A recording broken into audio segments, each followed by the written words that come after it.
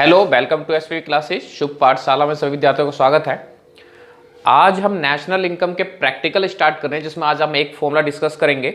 लेकिन जिन बच्चों ने पहले की वीडियो नहीं देख रखी है वह पहले की वीडियो देख ले, जिससे उन्हें इनके जो प्रैक्टिकल्स हैं, जो इनके सम्स आते हैं, वो समझने में आसानी हो। अगर आप सब पहले की वीडियो नहीं देखेंगे तो क्या होगा कि ये प्रैक्टिकल समझने में आप सबको दिक्कत आएगी। वैसे भी पहले भी मैंने कई सारी ऐसी चीज़ें, जैसे पिछला जो वीडियो है उसमें मैंने बताया था कि भाई इस 3 फॉर्मूले बताए थे, जिसमें आपको ये बताया गया था कि ये तीनों फॉर्मूले जो हैं बाकी के जो प्रैक्टिकल करना होगा उसमें यूज होंगे। तो जिन बच्चों ने पीछे की वीडियो नहीं देखे हैं, अगर वो डायरेक्ट इसको देखेंगे तो थोड़ी सी कन्फ्यूजन होगी, इसलिए पहले।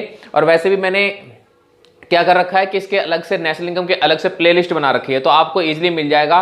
पार्ट 1, पार्ट 2, पार्ट 3, पार्ट 4, इस हिसाब से मैंने डाल रखा है। तो सीरियल वाइज अगर आप उसको देखेंगे तो आप सबको ज्यादा आसानी से समझ में आएगा। तो आज हम डिस्कस कर रहे हैं जो राष्ट्रीय आय है, राष्ट्रीय आय का हम एक फॉर्मूला डिस्कस कर रहे हैं। इसके बाद अगले वीडियो में उसके हम कुछ क्वेश्चंस करेंगे, 4-5 क्वेश्चन से आप सबको क्लियर हो जाएगा। तो आज हम डिस्कस कर रहे हैं, एक फॉर्मूला डिस्कस कर रहे हैं, वो जो कि है आय विधि। अब पिछली वीडियो में मैंने बताया था कि भाई आपके 3 मेथड हैं, एक उत्पादन विधि है, आय विधि है और एक व्यय विधि है। तो आज हम आय विधि डिस्कस कर रहे हैं। तो चलो स्टार्ट करते हैं। आय विधि के कंपोनेंट क्या है, आय विधि होती क्या है, तो देखिए जरा स्टार्ट करते हैं। तो आज हम स्टार्ट कर रहे हैं आय विधि। आय विधि, तो आय विधि के मूलतः 3 कंपोनेंट होते हैं, ठीक है। तो आय विधि के 3 कंपोनेंट होते हैं। पहला क्या होता है, पहला होता है कर्मचारियों की पारिश्रमिक। कर्मचारियों की पारिश्रमिक, ठीक है, पहला होता है कर्मचारियों की पारिश्रमिक। दूसरा होता है परिचालन अधिशेष, परिचालन अधिशेष। और तीसरा होता है मिक्स इनकम या मिश्रित आय, मिश्रित आय। अब आप सब सोच रहे होंगे कि ये बस तीनों है, तो इतना आसान नहीं है भाई, इसके अंदर भी कुछ पॉइंट्स होते हैं। तो सबसे पहले हम इनके मतलब समझ लेते हैं, उसके बाद इनके अंदर के पॉइंट्स को हम देखेंगे, ठीक है। तो देखिए कर्मचारियों की पारिश्रमिक क्या होती है कि जब कोई कर्मचारी काम करता है तो उसको जो सैलरी या मजदूरी वगैरह मिलती है उसको हम कर्मचारियों की पारिश्रमिक कहते हैं। अब ये जो आपका नेशनल इनकम आएगा उसके अंदर ये 3 प्रकार से हो सकता है। सबसे पहला हो सकता है मजदूरी या वेतन नकद के रूप में, ठीक। एक हो गया मजदूरी या वेतन नगद के रूप में। मजदूरी या वेतन नगद के रूप में मतलब जो कैश के रूप में हमें वेजेस एंड सैलरी मिलती है। दूसरा होता है मजदूरी या वेतन किस्म के रूप में। अब किस्म के रूप में क्या है कि भाई किस्म के रूप का मतलब यहां पर यह है कि कई बार क्या होता है कि जब हम किसी अच्छी कंपनी में काम करते हैं या कोई सरकारी नौकरी होती है तो कई सारी फैसिलिटी दी जाती है, जैसे घर दे दिया गया, जैसे कि गाड़ी प्रोवाइड करवाई जाती है लाने ले जाने के लिए फ्री ऑफ कॉस्ट, ठीक है। तो उसको किस्म के रूप में कहा जाता है। इसके अलावा क्या होता है कि तीसरा जो है कि जो मालिक होता है, जो मालिक होता है वो कई बार कर्मचारियों की बीमा वगैरह करवा देता है, तो भी इसके अंदर होता है। और वो क्या होता है, मालिकों द्वारा सामाजिक सुरक्षा में अंशदान, ठीक है। तो जैसे बीमा वगैरह करवा दिया किसी मजदूर वगैरह का, तो ये इस तरह से 3 पॉइंट इसके होते हैं, ठीक, कर्मचारियों को पारिश्रमिक के। अब एक चीज समझ लीजिए, अगर डायरेक्ट कर्मचारियों की पारिश्रमिक आई हुई है तो इसका मतलब है कि ये तीनों पॉइंट जो है इसके अंदर इंक्लूड है। नहीं तो अगर आपके पास कर्मचारियों की पारिश्रमिक नहीं है तो आप इन तीनों को प्लस करके क्या करेंगे, कर्मचारियों की पारिश्रमिक बनाएंगे।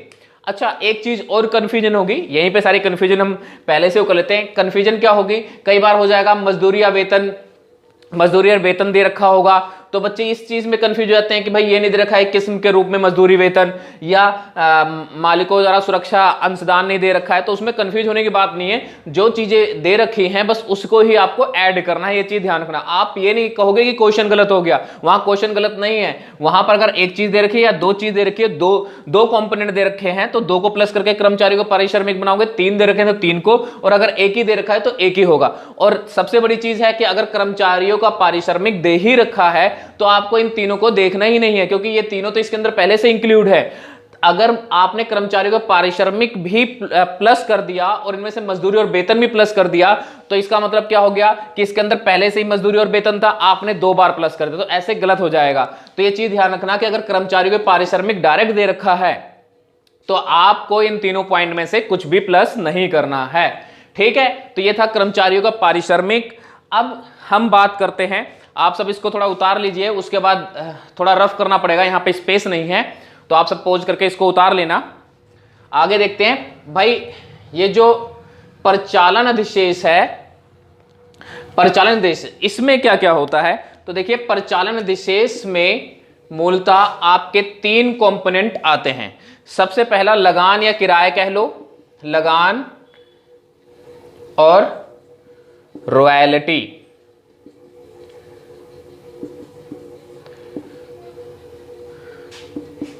लगान या किराया कह सकते हो, रेंट कह सकते हो, और रॉयल्टी और लिख देता हूं क्योंकि दोनों अलग अलग है, कंफ्यूजन ना हो। ठीक है, लगान और रॉयल्टी। एक तो ये हो गया, दूसरा ब्याज हो गया, और तीसरा लाभ हो गया। अब एक एक करके पहले इनको समझते हैं। देखिए लगान या रेंट तो आप सब जानते हो भाई, भूमि के लगान या रेंट मिलता है। अब रॉयल्टी क्या होता है, इसको एक एग्जांपल से समझे। देखो मान लो कोई मालिक है या कोई उद्यमी है, उसके पास कोई खनिज का खाद्यान्न है या प्राकृतिक गैस का खाद्यान्न है, तो अब वो क्या करता है, उसको लीज पे दे देता है, पट्टे पे दे देता है। लीज को हिंदी में पट्टा कहते हैं। पट्टे पे देता है मतलब इतने सालों के लिए, मान लो उसने कह दिया 30 सालों के लिए किसी व्यक्ति को दे दिया, भाई 30 साल तक तो उसमें से गैस निकाल और मेरा इतना रेंट होगा, इतना मैं लूंगा।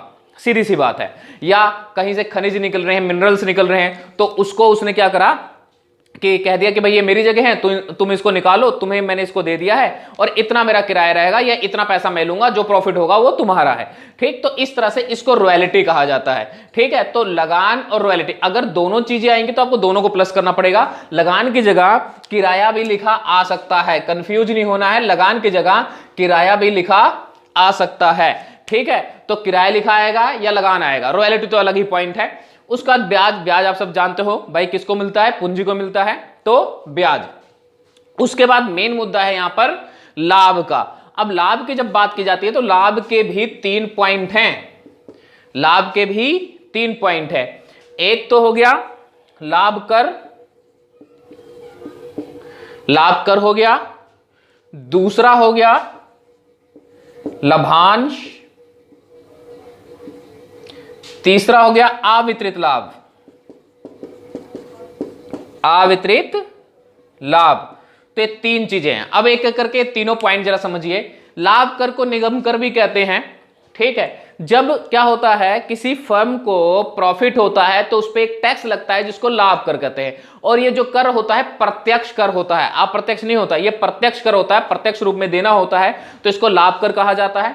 उसका लाभांश, लाभांश लाभ का वो पार्ट है, प्रॉफिट का वो पार्ट है जिसमें जो पार्टनर्स होते हैं या कह दो जो शेयर होल्डर्स होते हैं, उनको जो बांटा जाता है कि आपका इतना हो गया, आपका इतना हो गया, उसको लाभांश कहते हैं। पार्टनर को जो पैसे दिए जाते हैं, जो शेयर होल्डर्स होते हैं उनको जो पैसे दिए जाते हैं, लाभ का वो पार्ट होता है। मतलब एक तरह से समझ लो जिससे सैलरी वगैरह और प्रॉफिट जो है पे किया जाता है दूसरे जो पार्टनर्स है, शेयर होल्डर है, उनको। उसके बाद है अवितरित लाभ। अब अवितरित लाभ समझ जाओ, ऐसा लाभ है जिसको वितरित नहीं किया जाता, बांटा नहीं जाता है। कुछ पैसा बचा कर रखते हैं फ्यूचर के लिए, भविष्य में किसी कोई ऐसी घटना घट जाए कि एकदम से पैसे की जरूरत हो जाए या भविष्य में इन्वेस्टमेंट करने के लिए, तो ऐसे लाभ को बचा कर रखा जाता है। प्रॉफिट का कुछ ना कुछ भाग बचा के रखा जाता है फ्यूचर के लिए, तो उसको लाभांश कहते हैं। अब फिर से इसको समझ लीजिए। देखिए भाई ये तो डायरेक्ट ऐसे ही लिखा आएगा, ब्याज भी ऐसे लिखा आएगा, लेकिन लाभ का फिर से वही कॉन्सेप्ट है जैसे कर्मचारियों के पारिश्रमिक का था कि अगर लाभ लिखा आ गया तो आपको लाभ कर, लाभांश या अवितरित लाभ नहीं देखना है। और अगर लाभ लिखा नहीं आता, ये पॉइंट दे रखे होते, तो इनको प्लस करके आपको लाभ बनाना है। अब आगे देखिए, अगर डायरेक्ट परिचालन अधिशेष आ जाता है तो इनमें से आप सबको किसी को नहीं देखना है, क्योंकि इसी कंपोनेंट है, इसके अंदर जुड़े हुए हैं। और अगर ये नहीं आते तो इनको प्लस करके क्या करना है, आपको परिचालन अधिशेष बनाना होता है। ध्यान रखना ज्यादातर क्या होता है कि ये तीनों चीजें दे रखी होती हैं, इनको प्लस करके प्रचालन अधिशेष बनाना होता है। बहुत सिंपल सा क्वेश्चन होगा, तभी प्रचालन अधिशेष डायरेक्ट दे रखा होगा। हम एक एक करके क्वेश्चन करेंगे अगले वीडियो में, हम कम से कम 5-6 क्वेश्चन ऐसे करेंगे कि भाई बिल्कुल सिंपल सा, फिर थोड़ा मुश्किल करके, फिर थोड़ा मुश्किल करके, इस तरह से हम इस पैटर्न में चलेंगे कि जिससे क्या हो जाए कि आप सिंपल से मुश्किल करते करते आपको ये सारी चीजें आसान लगने लग जाए। तो क्या है, अगर प्रचालन अधिशेष आपको दे रखा है तो आप सबको ये नहीं देखना है, क्योंकि ये इसी के तो कंपोनेंट है, और अगर ये नहीं दे रखा है तो इसको प्लस करना है, ठीक है, जिससे क्या हो जाए कि ये प्रचालन अधिशेष मिल जाए। और तीसरा है मिश्रित आय, ये लिखा जाता है स्वनियोजितों की मिश्रित आय। अब ये मिश्रित आय क्या होता है, अभी तुम ध्यान से देखो तो ये सारी चीजें अलग अलग संसाधनों को मिल रहा है। कर्मचारियों के पारिश्रमिक किसको मिलता है, मजदूर को मिलता है, और ये किसको मिलता है, लगान और रॉयल्टी किसको मिलती है, भूमि को मिलती है। वहीं पे ब्याज किसको मिलता है भाई, पूंजी को मिलता है। लाभ किसको मिलता है, उद्यमी को मिलता है, ठीक है ना। अब ये जो मिश्रित आय है, स्वनियोजित की मिश्रित आय, ये किसको मिलती है, ऐसा पर्सन जिसके सारे रिसोर्सेज खुद हों, वही मजदूर है, वही मालिक है, उसका खुद की ही भूमि है, तो ऐसा पर्सन, क्योंकि उसके क्या होगा कि सारे पैसे क्या हैं, जो भूमि का रेंट होगा वो भी उसी को मिलेगा, मजदूर भी वही है, मालिक भी वही है, लाभ भी उसका ही है, सब कुछ उसका ही है। तो एक तरह से मिश्रित आय बन जाती है, उसको हम स्वनियोजित की मिश्रित आय कहते हैं। जैसे मान लीजिए कोई डॉक्टर है, उसने अपने घर पे कोई क्लिनिक खोल रखा है। अगर उसने अपने घर पे कोई क्लिनिक खोल रखा है तो क्या है कि भूमि भी उसकी है, सीधी सी बात है, मजदूर भी वही है, मालिक भी वही है, तो सारा पैसा क्या होगा, उसी को मिलेगा। तो स्वनियोजित की मिश्रित आय वो होती है। अब इसमें भी कोई कंफ्यूजन नहीं होना चाहिए, या तो मिश्रित आय लिखा आएगा या स्वनियोजितों की मिश्रित आय लिखा हुआ आएगा, डायरेक्ट आएगा। अब कंफ्यूजन कहां होती है, सिर्फ प्रचालन अधिशेष में होती है। इसको थोड़ा सा आपको बार बार देखना होगा कि भाई लाभ के 3 पॉइंट हैं, अगर ये 3 पॉइंट दे रखे हैं तो प्लस करके लाभ बनाना है, और अगर डायरेक्ट लाभ दे रखा है तो आप सब इन सबको देखोगे ही नहीं, डायरेक्ट प्लस करोगे लाभ। और अगर प्रचालन अधिशेष दे रखा है तो इन सबसे कोई मतलब ही नहीं है। अब मेन मुद्दा यह आता है कि इन सबको प्लस करने के बाद, इसके भी मैंने पहले 3 पॉइंट लिखवाए थे, ध्यान रखना कि कर्मचारी को पारिश्रमिक डायरेक्ट आ जाएगा तो अच्छी बात है, नहीं आएगा तो उन तीनों पॉइंट में से 2 पॉइंट भी दे सकते हैं, 1 पॉइंट भी दे सकते हैं, और 3 के तीनों भी दे सकते हैं। अब क्या होगा कि आगे क्या है, इन सबको प्लस करने के बाद क्या आता है, NDP@FC आता है। इन सबको प्लस करने के बाद क्या आता है, NDP@FC आता है। और नेशनल इनकम मैंने पिछली वीडियो में बताया था सॉरी, आप सबको पिछली वीडियो मैंने बताया था कि नेशनल इनकम क्या होता है, राष्ट्रीय आय, NNP@FC होता है। तो ध्यान से देखिए, NNP@FC और NDP@FC, देखो एक N तो मिला ही हुआ है, यहां पर भी N है, यहां नेशनल और यहां डोमेस्टिक है, तो मतलब कि डोमेस्टिक को नेशनल बनाना है बस, और आपका नेशनल इनकम तैयार हो जाएगा, राष्ट्रीय आय तैयार हो जाएगा। तो क्या करना है, पिछले वीडियो में बताया था कि भाई डोमेस्टिक से नेशनल पे जाने के लिए क्या करते हैं, हम प्लस कर देते हैं विदेशों से शुद्ध साधन आय। क्या प्लस कर देते हैं, विदेशों से शुद्ध साधन आय। जैसे ही आप इसमें प्लस करते हो विदेशों से शुद्ध साधन आय, विदेशों से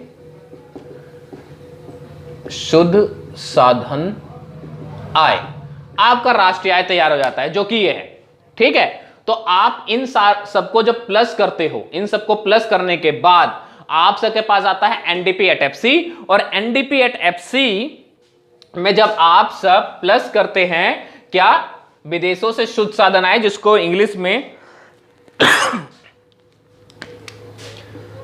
NDP@FC, ठीक, इसमें आप प्लस करते हो विदेशों से शुद्ध साधन आय, जिसको इंग्लिश में कहते हैं net factor income from abroad, ठीक है, NFI प्लस कर देते हो, आपके पास आ जाता है NNP@FC, जो कि नेशनल इनकम है, ठीक। तो ये सबसे आसान फॉर्मूला है अगर देखा जाए, तो इसमें आपको ज्यादा चीजें चेंज नहीं करनी है। बाकी दोनों फॉर्मूले से मैं पिछली वीडियो में बताया था कि क्या आता है, GDP@MP आता है, तो तीनों चीज चेंज करना होता है। यहां पर देखिए सीधा NDP@FC आता है, सिर्फ D को चेंज करना है, किसमें, N में, नेशनल में, डोमेस्टिक को नेशनल में चेंज करना है, और आपका नेशनल इनकम तैयार, ठीक है। तो ये सबसे आसान है। अब आज के लिए हम इतना ही छोड़ते हैं, फॉर्मूला आप देख लेना, सही से लर्न कर लेना, फिर अगली वीडियो में हम इसके कुछ क्वेश्चन करेंगे, 4 5 7 क्वेश्चन जो हो सकेंगे हम कुछ क्वेश्चन करेंगे। पहले मैं खुद सिंपल सिंपल से क्वेश्चन करवाऊंगा, थोड़ा थोड़ा हार्ड करते करते करते करते आखिरी लेवल तक जाएंगे। उसके बाद कुछ बुक्स के भी क्वेश्चन कर लेंगे, ठीक है। तो आज के लिए बस यही फॉर्मूला आज डिस्कस करना था। अब लगातार वीडियो आती रहेंगी, इसलिए आप चैनल से बने रहना। पिछले कुछ महीनों से मैं काफी ज्यादा बिजी था, तो अब थोड़ा फ्री हो गया, तो अब लगातार वीडियो आती रहेंगी, तो इसलिए आप चैनल से बने रहना। आप इस वीडियो को कई बार देख लेना, कॉपी में लिख लेना या स्क्रीनशॉट ले लेना, नोट्स बना लेना, जिससे जब प्रैक्टिकल करो तो आसानी से समझ में आए। चलिए आज के लिए इतना ही है। Thank you.